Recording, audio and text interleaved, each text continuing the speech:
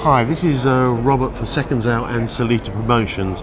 Great to see you, Claressa. Thank you. How do you compare this challenge to the original challenge with Gabrielle's? I compare them all the same. I just, when I'm in the gym, I'm getting ready for the better version of myself. I'm not getting ready for Hannah Gabriel. I'm not getting ready for Marcella Cornejo or whoever my opponents have been. I'm getting ready to outdo my last performance, you know. I've watched a lot of your performances and you're an inspiration. Being from the other side of the pond, I was obviously there when you well beat Savannah Marshall. But is there anything different that you have to prepare differently for Cornejo? Yeah, Cornejo is she's tall like Savannah Marshall. I don't know if she's as strong, but you know, she's more craftier, you know, and she's sharper, and she's more of a, like, Savannah Marshall goes into the fight looking for knockouts. She kind of sloppy, throw wide punches, and be very unorthodox. I think Amari Stella may be easier to read. She's not as orthodox. She's a boxer, you know. She wants to box, stay long, land the punches. She may get a bite shot in here and there, but her main goal is to stay long and to win the fights.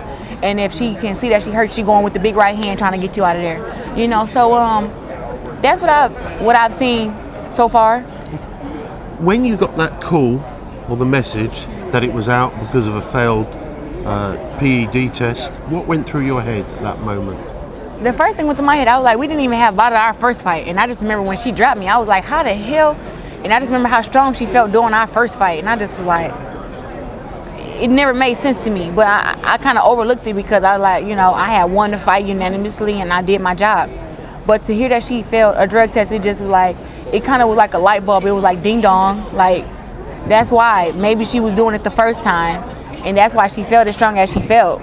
But can't cry over spoiled milk, you know. It is what it is. She knew that I was gonna beat her again, and she wanted to give herself an advantage, and she got caught. Thank God to Vada, but I've done Vada for all my undisputed matches. I don't even think, maybe it started with Christina Hammer when I started doing Vada testing for every fight. And what's your view about PEDs in boxing now? What do you mean? I mean, what do you think about it? I mean, is it a real problem, or is it just... It's definitely a real problem. Conor being, you know, this guy, you can look at him and, I mean, hard work, you can look good if you work hard and you diet and stuff. That is possible, but people want to take shortcuts, and that's where they use PEDs. I mean, it's a lot of guys I can mention who I don't want to mention. Sure. You know, and it's just not fair. We already putting our lives on the line for boxing, so we shouldn't have to deal with that. So I've never done it. I've always been involved with USADA in the amateurs, WADA internationally, VADA in the pros. So I don't even know I don't know what goes into their mind when they think about that kind of stuff, but it's dangerous, and I think that those people should be held accountable, like sued for some money, taken to jail. I think people that use PEDs and try to get inside the ring it's just illegal. Yeah, okay.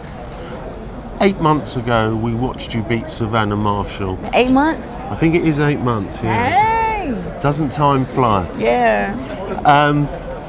Are there any reflections on the fight since then and the experience in the UK? I made some mistakes in the fight, for sure.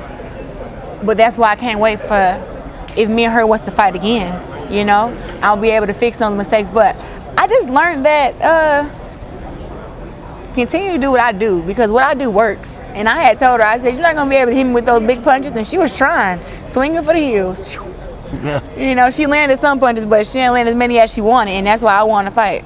So if Marshall comes through her next fight... She won't. You don't think she will? I don't think she'll beat French Cruz. That was going to be my question. You answered the question before I asked it, which is terrific.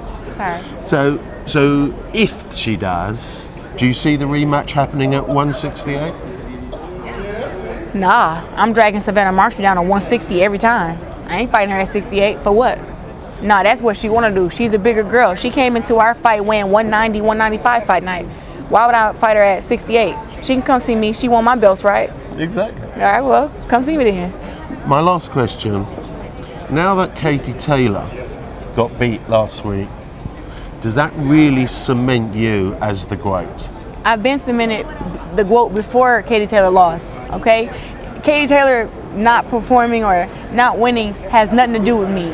I'm already great already, and from when I watched the fight, I felt that I felt that Katie Taylor actually won the fight, but I think she had a problem dealing with Chantel Power, and she showed her fatigue, and that's what lost her the fight. But I'm the greatest woman of all time. I'm pound for pound #1, no matter who stays undefeated, no matter who loses. I don't need for her to lose for me to look better. Well, we can't wait to see you fight on Saturday night. So Thank you. Thank you for Appreciate the you. interview and congratulations. Thank you.